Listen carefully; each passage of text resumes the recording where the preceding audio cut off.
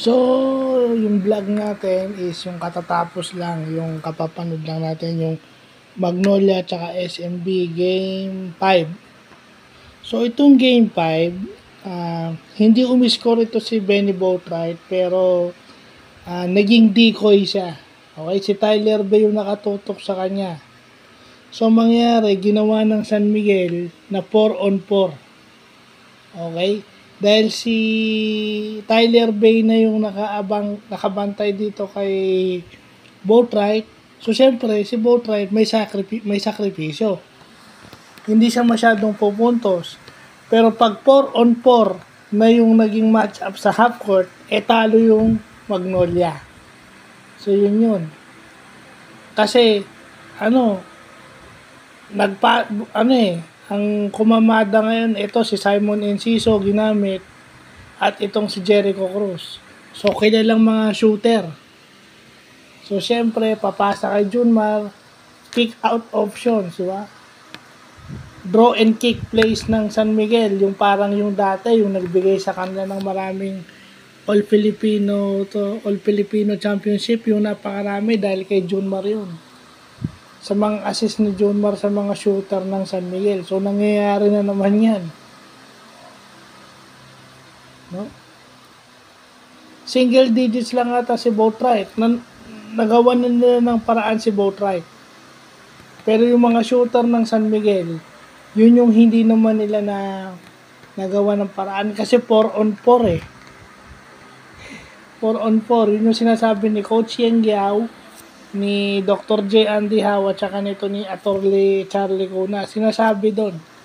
So kung sa mga kabataang naglalaro ng basketball, dapat makikinig din kayo and aside from observing the game. Tsaka sinabi rin ni Coach Ronnie Magsano, no?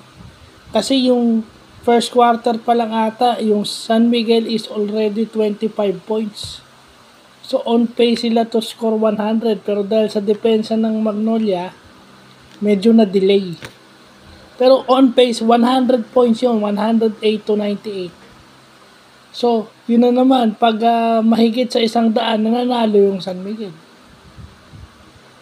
Kasi yung talo nila game 3 and game 4, 85 and 83 and 80 points respectively lang yung dalawang laro na yun.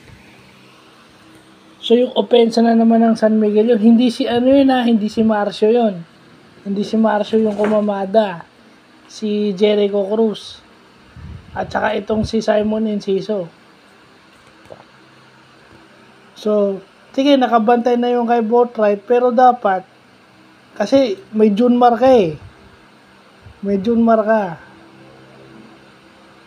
So, tama yun eh. Si Ian nga, maganda yung in-score ni Ian Sanggalang eh. Dapat ganun.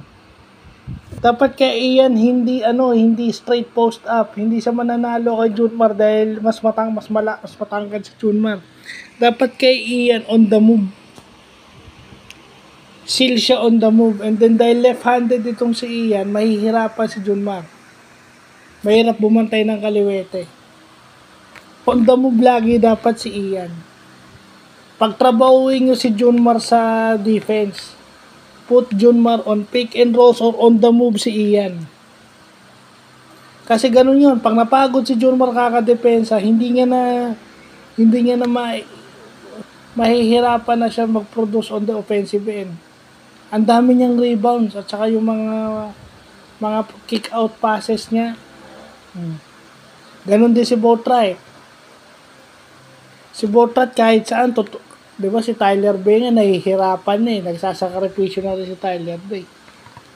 So kung ginawang 4 on 4 yon, dapat gamitin ni Sanggalang yung niya. Gamitin ni Ian yung kanyang bilis.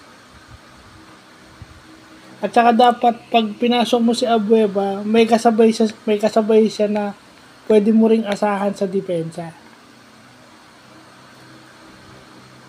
Kasi yun nagagawa na ni Abueva yung trabaho niya. Kaso talagang lugi lang sila dahil ang lalaki ng San Miguel eh. Talagang kahit sabihin mong nakalusot si Abueva eh. Mahahabol pa rin siya kasi ang lalaki rin ng San Miguel. So yun lang. Yung Jericho Cruz 30. So next game dapat mabantayan na yun. Mabantayan na yung shooter. No? May nakatutok na kay Boatwright. So dapat tutukan nyo rin yung mga guardia, shooter ng San Miguel. Yung one-on-one defense nyo. Madaling sabihin, mahirap gawin dahil may Junmar ka. So yun, hayaan mo na lang si Junmar umiscore. Pero pagtrabawin mo siya sa depensa. Kaya naman ni Ian yun eh. Kaya ni Ian Sanggal lang na pagtrabawin si Junmar.